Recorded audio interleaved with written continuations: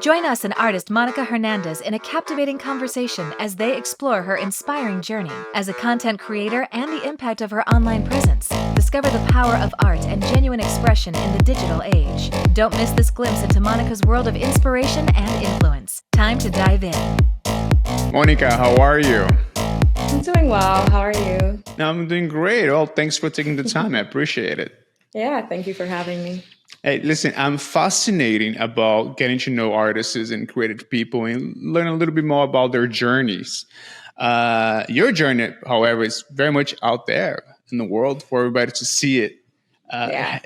Tell me more about how this whole thing started, how you decided to really put your life and your process, your creative process, what's going on with you there so everybody can follow and be involved. I think it happened pretty organically. I was always somebody that was very online. I always loved online cultures. I am an immigrant, so I grew up with very strict parents. And so going on my computer, going on my phone was kind of like my favorite place. And through that process, I got to make different social media accounts, and I was also creative and into the arts.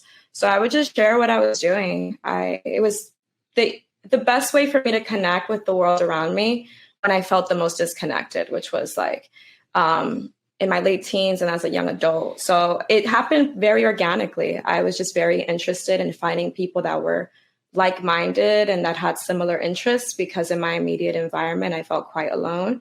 So I would just share my art. I would share the things that I was thinking about, that I was struggling with. And this was at this point, probably like 10 years ago. So I think now we have this like understanding of people that do social media things as this kind of more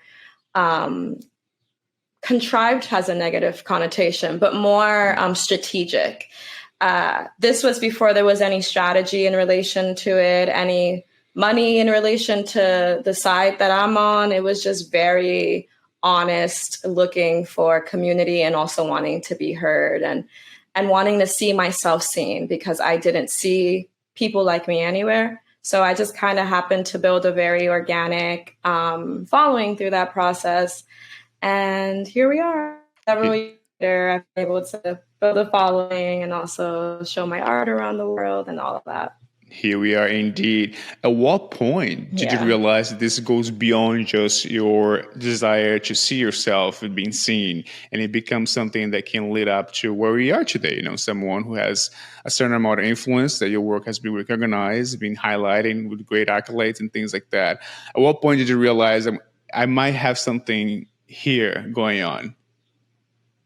I think honestly, as I was in college, I think I was always very academically a good student. I could have realistically kind of studied a lot of different things. I could have had a lot of different careers if I wanted to. But as soon as I went to college and I realized there's nothing really I want to do except for making art in a kind of very simple way, that's kind of like how my mind tended to work. It was just kind of like, I just see this happening in one way or another. I'm going to be surrounded by art, whether it is, working as an artist full time, or whether it is working in other ways to facilitate an art career. So as soon as I kind of got to my early 20s, I was just kind of set on it happening. And then it just so happened that my day job was something very public, so like social media. So I always have felt like it was going to happen in one way or another, whether it's I'm an educator, I'm painting, mentoring, I'm doing creative direction, I'm going to be surrounded by art. And now that I'm like in my late 20s, it's starting to take a lot more form. So it's exiting out of like that sort of like, like one day in the future, I'm going to get to be that. Now it's like, I'm here. How can I give this structure? And how can I now grant myself stability so I can continue onward? So now you're saying that you are in this position that you feel like, I'm here, I'm ready to do what I really want to accomplish and things that I want to do. So what are those things now? Mm-hmm. After almost 10 years already, you mentioned in social media, being able to express yourself, put your art out there, your voice. What's the goal right now? I think the goal, that's like a complicated thing. It's still taking form. I tend to do a lot of things. So right now I want to continue expanding my artwork. I've been focusing on sort of my social media content, and I've been getting into YouTube, into writing, into video essays. But I want to get back to kind of like what I've always tended to prioritize, which is art making. Ultimately, my goal, I guess, in a sense, is how to communicate and the different methods of communication. And so right now I think is how to formalize my art practice, how to show more consistently, and then how to transition outside of depending on being so public and posting so much, so I can kind of take a step back and focus on what it is that I've always wanted to do, which is make art and be a fine artist. It's kind of like a tough balance because my day job requires me to be public, but art and my practice can be quite private. So I'm at this constant like split between practices, which I think is also interesting, but it is not sustainable for me long term. And then on the other side of that, I think just as a person and within my values, I think one of the most important things that we can all do is share our stories and share our voices. So I do see the importance of being a public person. I don't see it as like inherently this like gratification or like self-importance, like, oh, I just want everybody to know me. I see it as like I have the privilege, the time, the resources, the platform to, and the ability to communicate in a way that's received, to share resources, ideas, inspiration, and as cliche as that may sound. And I think that's very important because those are the things that I relied upon growing up. I looked to a lot of different artists, musicians. I watched interviews, I listened to podcasts. That's kind of like what shaped me. I didn't have like mentors. I had people that I loved online. So I get to be that for a lot of people. So in many ways, I just want to focus on refining the way I communicate and sustaining myself financially in the long run with that. Yeah. It's kind of convoluted. I know. I get it. You got to pay the bills too. Who are some of those people that you mentioned that online was almost like you as a mentor, people that inspire you? I mean, it was a lot of like niche YouTubers. I don't even get into it. And it was also like a lot of musicians too. I just listened to a lot of interviews, podcasts, political things that I don't really want to get into. It's literally just been that, books.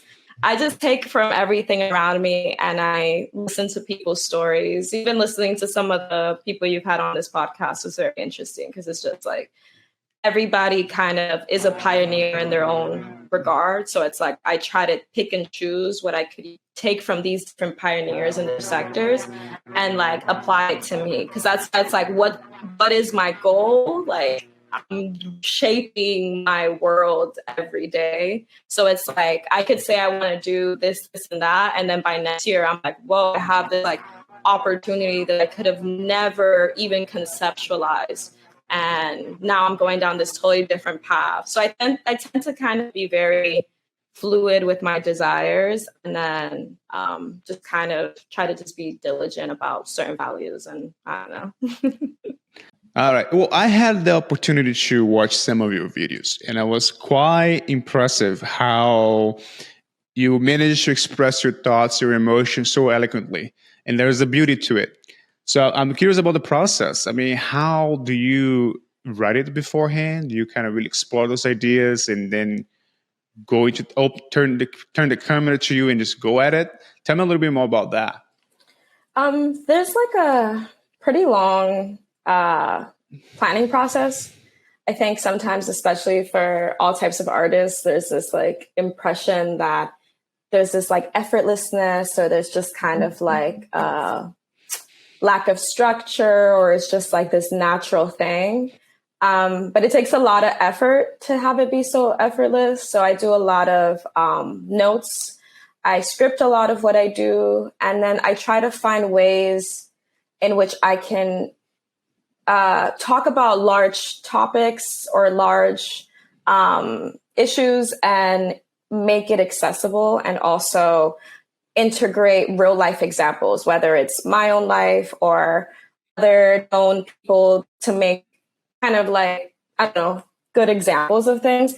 But I think ultimately, what making those YouTube videos allows me to do, which is what also allows me, what art allows me to do, or what any type of writing allows me to do, is to synthesize a lot of my different interests. So it allows me to take, my general interest in philosophy, and then my random knowledge of like a specific type of theory mixed with like maybe some of the things I learned in art school, and then history, and then synthesize it into talking about maybe something going on in current events or in the news that's been discussed in one way, but coming about it in a different way. So it makes it accessible in a different way. And it also just allows me to bring all of my varying interests together.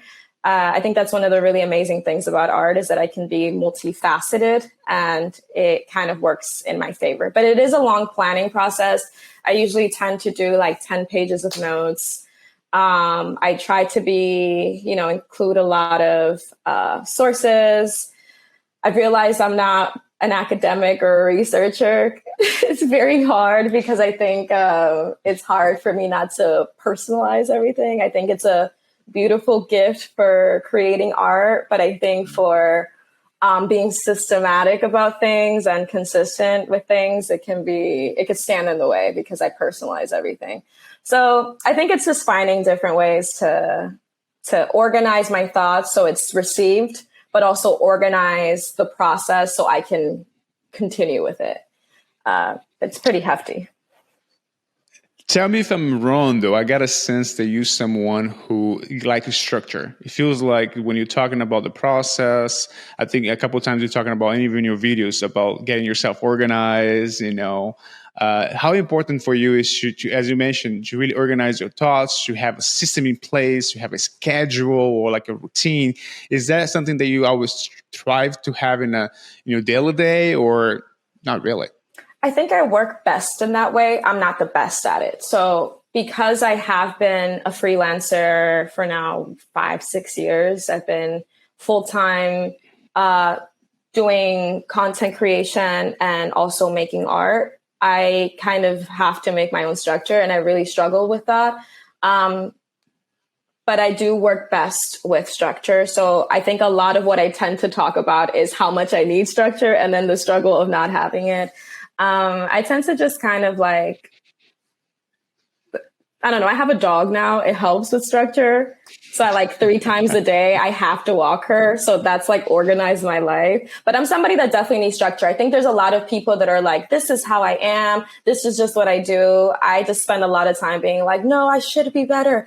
I should, wake up earlier. I should exercise longer. I should do all these things. And I think it makes me very ambitious. And I think it makes me very critical and makes my work advance at a faster rate, but it's also not helpful for me mentally in the long run. So I do benefit from structure, but I don't think there's a structure in the world that would make me satisfied with anything. I'm around a lot of people and they believe that discipline gives you freedom. It's an interesting concept, right? If you're very disciplined with the things that you need to do, you will eventually have enough time and freedom to do other things as well. I guess we always struggle a little bit with that, including myself. And I can certainly relate to this as well. But you talk a little bit about as well on the videos about, I won't let you guys down. I don't want to let you guys down. Talking to your audience. Yeah, I kind of like how I was mentioning earlier, I think if you are able to, sharing your story in whatever capacity, it sounds so cliche because I think that's like what so many people try and do. But like genuinely and earnestly, I feel like we all benefit from being in community in relation to each other. And I think because of the way our world is structured, we are quite distant from each other. I live in New York City. You could live in a building with hundreds of people and you may not know a single one of them, but at least online, and it's not to say that we shouldn't strive to know our community around us, of course, but at least online, you can be super interconnected. And I think it leads to people finding understanding, opportunity, comfort, safety, and just helping them on their journey to like self-actualization. Why is it that I am this way and what is it that I want to do? So I feel this like urgency to share kind of what it is that I'm going through as a way of like affirming that ultimately no one knows what they're supposed to do. I think I was raised with a lot of pressure to succeed, and it's worked well. You know, me and my family, we considering we're immigrants, we're quite successful and it's amazing. But I thought that there would be this point in my life where I would arrive and everything would kind of like make sense. And then these last few years, it's been realizing like no one knows what they're going on, what they're doing, what's going on. And that's kind of why I feel this urgency to share these things, because I watch so many gifted young people, specifically young women, young girls that are like incredible, like talented, magnificent, and they struggle so much with imposter syndrome. They struggle so much with speaking up. They struggle so much with just sharing their art. And I think in showing that I don't know what I'm doing in many aspects, just like how many people don't know what they're doing. A lot of us are just really good at pretending, or not even pretending, because that sounds like you don't believe in yourself. A lot of us are really good at putting together a good image of what it is that we're doing, of taking out the parts that aren't as pleasant and coming forth with only the positive, which I think is also fine. But I think for the people that are in communities and in spaces where they don't know, they don't have anybody, they don't have a mentor, they don't have a guide, they don't have a path, I'd like to just be like, hey, you know, I'm still figuring it out and somehow I'm still alive. But now that I'm like, you know, I'm about to be 28, I am trying to pivot into more of like, you know, a more grounded perspective and escaping the idea of like survival mentality of just kind of feeling like I need to try so hard and feeling like I need to prove myself. But in general, that's why I feel a lot of pressure to talk about these things, because it fully, I feel like I would have been a lot further in my life, and however way you measure that, if I would have had more guidance and more support and didn't have to learn every single lesson kind of like on the go.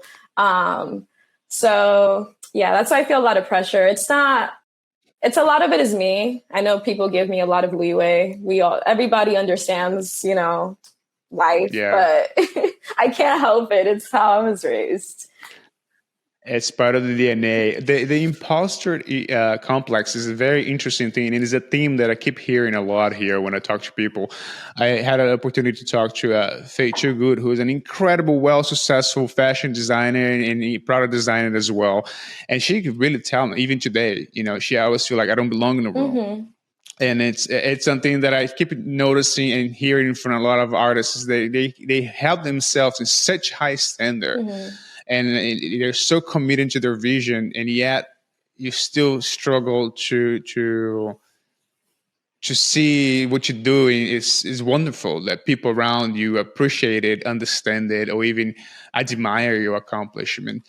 I think that's something that, you know, we need to be more aware of it, you know, and to be conscious about a work is being seen and respected for the most part. But again, on that world, you are very much part of that content creative community that you hear feedback 24/7. I mean, you have comments, and everything you do is up to, you know, commenting people. Do you read the comments? Are you engage in those things on YouTube, on Instagram? How do you deal with that? Not really. I think because I have been online for so long, a lot of the work I did earlier, what got me into like social media was when I was around 18, 19, it was early Instagram, or relatively early Instagram. And I would share images of, like, for example, hyper saturated images of my acne. All of this stuff is now in the depths of my Instagram. I feel like I should archive it.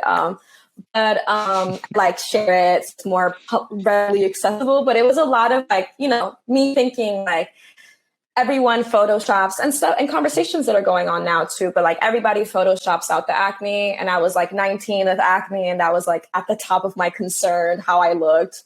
And I was just like, what if I just make it super saturated? So I would share a lot of these like kind of counter images as kind of its own art project. And I would show skin related issues, body hair related issues. A lot of my concerns, as it is in your teens, was in relation to my body. So through that kind of like experiment for myself, I learned that it's just like a lot of the comments that you receive are oftentimes from people that look just like you because they have the same kind of worries. So I very quickly stopped taking stuff personally and was just more fascinated by how you showing up authentically as yourself can be such a trigger for so many people.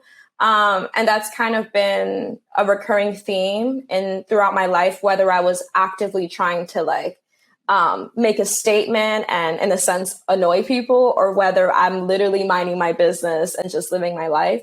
I think a lot of us want very much so to be able to express freely, but you know, we weren't raised to know how to speak up or even don't even have time to like develop a passion or find interest or let our perfectionism kind of wear us down. So I think a lot of people live their lives feeling like it's already ended. I've just started teaching at this community center for young girls, and it's been like really awesome in the spring and now in the summer. I do it because I really like am enjoying it, and I was really happy that they came to me with the opportunity because it's very grounding to do work that's not about me when so much of my work is about me. And it's just that realization that a lot of people in general, and especially our youth, are aware of all the problems in the world and are already living like their life has already ended. They don't look around. They aren't curious. They aren't, you know, they don't write, they don't read. Like it's not to be like that old person that's like the younger generation only wants to be on their phone. I don't see that as a problem. I recognize that there is this helplessness and this overstimulation with how much is going on that everybody just kind of caves into themselves. So people that are living their life very truthfully can sometimes trigger people that never got the chance. And that's what I recognize with the youth now. Oh, like this is where it starts. Your mother doesn't let you do this. Your dad doesn't let you do that. You have a lot of insecurity. I see it in the way you're getting frustrated. And that child will grow up to be an adult that's full of hate and criticism and judgment and never tries new things. And then before you know it, it's like you're 30 living like your life already ended. So that's why I kind of like tend to just be, even if I don't want to, I'll just be like, let me just share what I'm doing. Cause like sometimes people just need that motivation. And it's not out of self-importance. It's out of literally like, we're in this together, even though we don't know each other and we're all living so separately. We're all being affected by the same systems and by the same everything, you know? So I just like to feel kind of like work with that like presence or like sort of parasocial relationship where it's just kind of like, even a distance, maybe I can be a older sister in a sense that just tells you like, oh, hey girl, get up and like go to the museum and try something new because I'm depressed and I'm going to go do that too. And it's going to be okay. That's so nice. I mean, I can imagine how thrilled those girls are just having the opportunity to hear that from you and having to be able to exchange ideas and piggyback with some of their own issues. Yeah. And they're also teaching me a lot too. Because, you know, I come in with this idea of what I'm going to say. And then I just realize like, oh man, there's like a lot of stuff I need to like also recognize as well. So it's fun to like teach, but also be a student of them as well. And last year, in 2022, you were named one of Forbes 30 under 30. And give me a flashback. How did you find out? And what was your first reaction? I mean, with the imposter syndrome that we mentioned earlier, I was just kind of like, okay, cool. Side note on imposter syndrome, I have this tendency, something I was talking about the other day. I feel like I am living so many dreams, but I'm just kind of here like, okay, that's cool. I don't really like, it doesn't really like land for me. I feel like I haven't like stepped into that realization. I kind of have like the biggest moments of my life and I'm just like, all right, cool. Like what's next? I applied for it. Somebody had nominated me and they sent me the application, and I had immense imposter syndrome while filling it out. I was just like, I don't feel qualified. I don't, a lot of the things that were being requested, I don't know if I'm even supposed to say this stuff, was just like forms, like business related thing. And I was just like, at that point, I was also coming out of the intensity, recovering from the intensity of the pandemic. So I was just like, I am so unimaginably broke right now. And they're asking me like about my business. And I'm just like, ooh, what business? But it's also like the realization that it's just like, it's not about like that. It's about what I've done in general and the potential of what I could do. So it's like, you know, I'm joking, but also I understand where it came from. But in the moment, I was just kind of like, oh, I'm not going to get it. Let me just fill it in, like try to do my best, whatever. And then when it came in, and I actually also know some of the other people on it. So it helped also affirm me like, okay, I look at you and I respect you. I look at you and I respect you. And I'm sure they look at me and also respect me. So I'm just going to take that as like a sign that it's like, even though I feel like I'm not ready, clearly it's happened for a reason. And I'm just going to appreciate the blessing. But I was just kind of like really happy about it and shocked. And also kind of like, all right, so what happens next? It's cool though. I think it helps legitimize too, especially because I feel like I think people tend to not know what I do because I do a lot of things. So that I was very happy I had that because I'm like, look, guys, I'm actually at home working. Like I'm actually doing things. So that was like really nice. I was very appreciative and I was in great company. Like I loved all the people on there. So I was very, very honored. Yeah, it was phenomenal. I was going through it as well when I was reading about you. It's just an incredible list of people. But no, if I may, it's interesting that you said it was just, oh, okay, cool. On my 20s, I used to hit those big milestones that I set out for myself. And then I would go like, oh, cool, done, next. Check the box, move on. Let's go to the next. Turn the page. What's next? Now that I'm close to my late 30s now, I celebrate everything. I take the time to enjoy it, which back then I wouldn't. I was like, all right, that's fine. I cross-check. Let's move on. What's next? Next. So I always try to say if you have opportunity to talk to people, it's like, hey, just try to take the time, sit in, enjoy, go ahead, give a toast, do your thing, take a moment to enjoy the moment, to really celebrate. It's incredible accomplishment. Something you carry with you forever. You have that with you forever. So next time you have something great coming up, which will be many, many more things are going to come great to your way, make a toast, make a time to, celebrate with your friends in your community, because that really makes special, be able to share that with them for sure. Yeah, no, I definitely agree. I think that's something I'm trying to do more now as well. Like I already kind of set it for myself that after August, I'm going to try to take a little vacation for myself. I'm trying to mark the moments in my life as well, because I think when you're constantly in isolation, it's easy to brush over your own life. But at the beginning of this year, I started keeping a social calendar for the first time, speaking of being systematic and stuff. And because I'm like, I'm doing everything right. I know all the things I need to do. I'm, kicking my own butt about everything. Why do I still feel like this? And why do I feel like I'm running out of time? And then I'm like, let me start actually hanging out with people that I admire, working with a mentor. And it's made me realize that I've already arrived at all the places that I've wanted to. And it helps me also imagine something great rather than existing in I don't know, this kind of coy, faux humility that's just actually masking deep insecurity and anxiety. So I agree. I think it's definitely, I've been trying to be more intentional about being like, hey, this is an important moment for me, guys. Show up. Let's mark it. This is a big milestone, and let's help me conceptualize something greater than this now.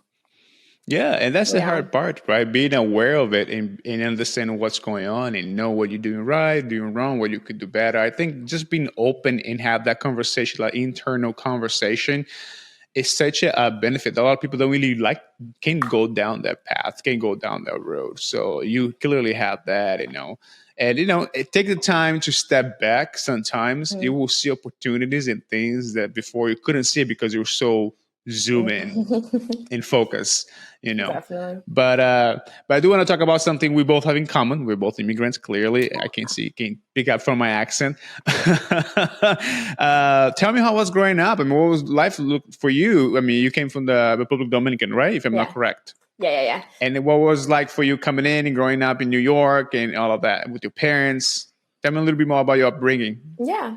I moved to New York when I was 6 years old. Still young enough to where it was easier for me to assimilate into American culture, but still obviously its own sort of journey. Because even though you're here, you're thrust into school, your whole household is still in transition. Yeah, it was kind of like really different. It was very different. The Dominican Republic is, obviously a tropical country.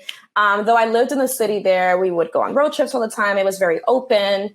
I was surrounded by a lot of family. It was a completely different life. And then I moved to New York, October 26, 2021. So at that point, the winter, New York was way colder, early 2000s. And it was just like a huge transition going from open spaces to all of us cramped up in a 1-bedroom apartment for a few years, like the 5 of us. I have an older brother and a younger sister. And I think a lot of people, when they talk about like their immigrant experience, they talk about things like, I had to like translate like papers for my parents and like do all these things. And it's like, we all came and none of us knew any, like, we were all like in the same boat together. So in that sense, it was like really like, we had to come closer and rely on each other. But it was also just a very confusing process as well. I think my personality type is very kind of like, okay, this is happening. I understand. I'm just going to sit down and be quiet.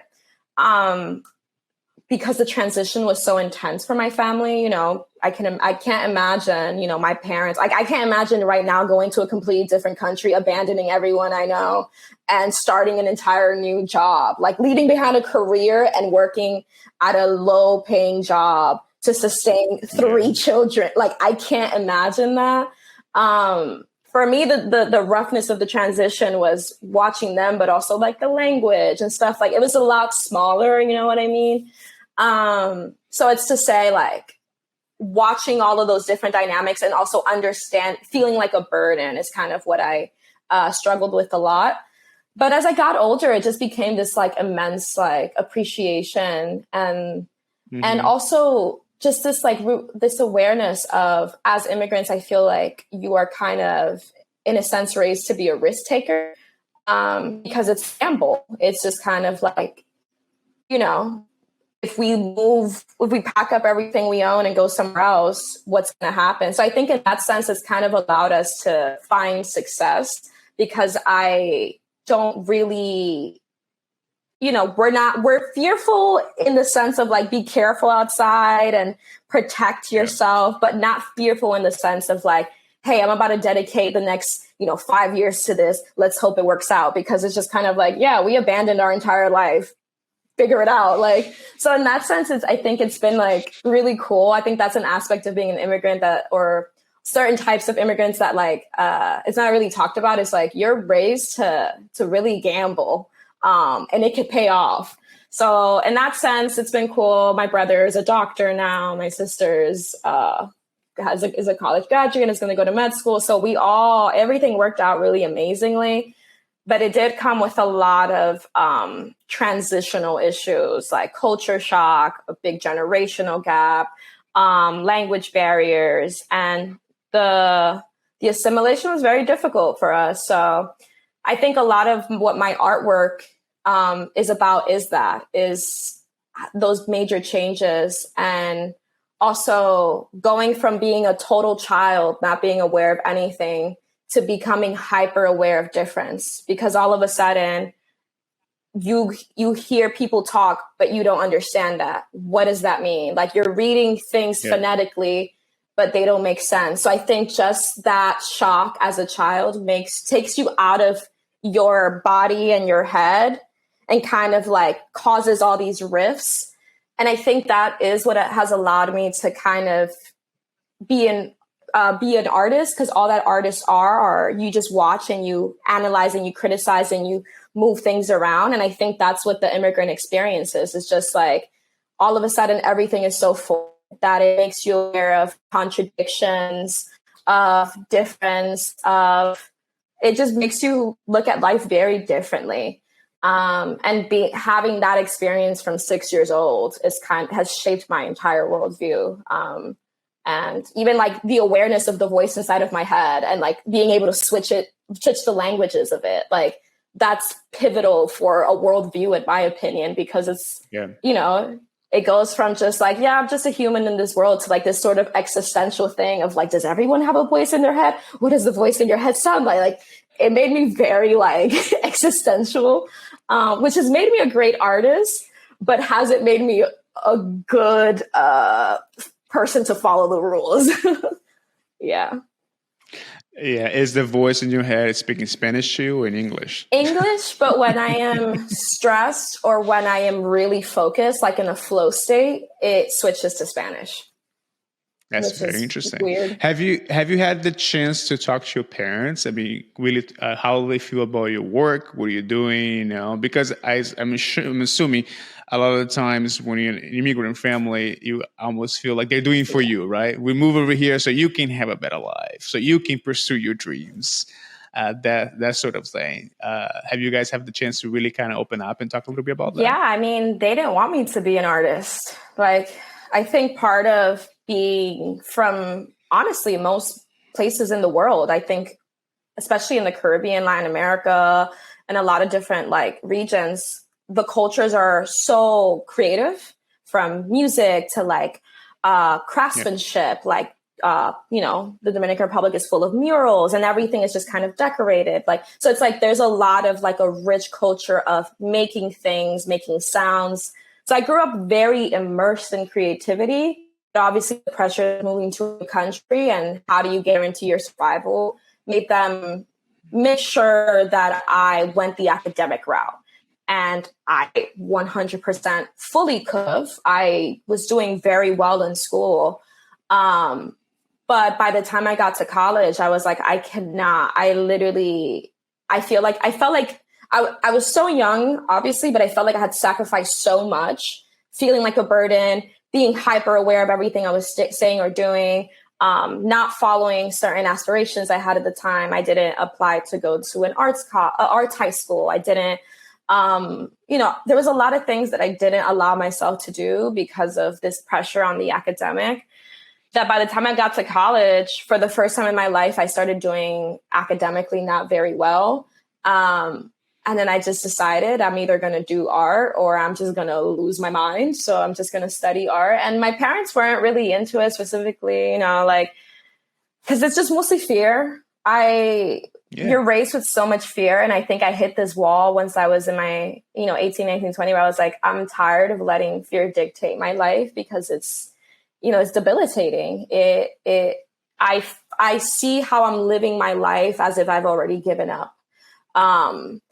And I think once they saw, everything kind of start to come together by the time I was graduating. So around when I was like 22, I had my thesis art show at my school and they got to meet some of the professors. And then, that kind of helped affirm them in what I was doing. And then at the same time, I was doing the social media just very organically. I had gotten one of my first like paid jobs. This was maybe 2016. 2017. And it was for American Eagle, which was like super cute because it was like they had my photo in every mall in America. And that from mom was just like, I love what my daughter does and she's super talented. It went from like, I don't know what you're doing to like, yep, that's my daughter. Look at photos on Facebook. And after that, I was like, okay, cool, we're good. I think they just needed to like have it be legitimized in one way or another, whether it was through meeting a professor, whether it was through seeing like, oh wait, like people are actually paying attention to her in ways that it could help her financially, always thinking about finances as immigrants. And then after that, they were just like super supportive. And I think also like with everything going on in the world, I think it's also the softening that happens as you get older, which is like just realizing, hey, we've watched so many tragedies in the world. Yeah. The least we could do is support you and be the space where you want to come back to, because I had turned into like a very rebellious, like, I hate my parents kind of person. And then after that, I was just kind of like, I understand. And we kind of like moved past it. So we're all very close now. And they're extremely supportive. Though, if I need them to like drive out with me to the middle of nowhere to help with something, they're like on board. Like, I've been very, very fortunate. And that's a big part of why I am where I am today, is having like, a solid family unit. But yeah, they understand. That's amazing. Hey, listen, I think at the end of the day, I mean, I'm a dad as well. Yeah. We just want kids to be happy, but we want to make sure they're taking care of it. They can take care of themselves, right? Yeah. I think financially, I think that's a big aspect for it. If you come from Latin American as well, from Brazil, parents really wanted your kids to, at least be able to support yourself, live a good quality of life. And I think that's every parent wants for their kids. Totally. So I'm happy for you in that case. Monica, this part, before I let you go, I usually ask 3 questions to everybody that comes to the podcast. And one is, I want you to recommend a book so everybody can go and read that you think it's important. A movie or a TV show, a documentary to watch. And who should we have here in the next Monday podcast? Okay. A book. I like Art on My Mind by Bell Hooks. I feel like it was a very important book for me to start to understand the importance of art, especially as a person of color. It helped me understand why art matters if you're interested in changing the world. And it was written like 2 decades ago. So as to say, like, it's been important and it's even more important now. So I loved reading that book. I refer to it all the time. And it's helped me ground my practice a lot more. A show or a movie or a book. I'm not sure. I suck at these questions. Honestly, I'm like a pop culture media girl. I love, it's been out for years, but they just put it up on Netflix now. Insecure, the show, Issa Rae. I love it because I think it's just beautiful. I think it explores different dynamics within race, relationships, love, friendship. And now I'm at a point in my life where I relate to a lot of the characters, their arcs. And I think what Issa Rae does as a director, writer, producer is so important within the arts, which is helping diversify in a way that it isn't superficial. It is creating these Black characters with depth, these diverse characters with depth. And she's a pioneer with that realm. And somebody that should be on the podcast, I'm like, give me a second. Let me think. There's so many people. You should have, you know who you should have? Because I found her very interesting. I just showed with her, let me get Elisa Carollo. She is the co-director. Okay. Yeah.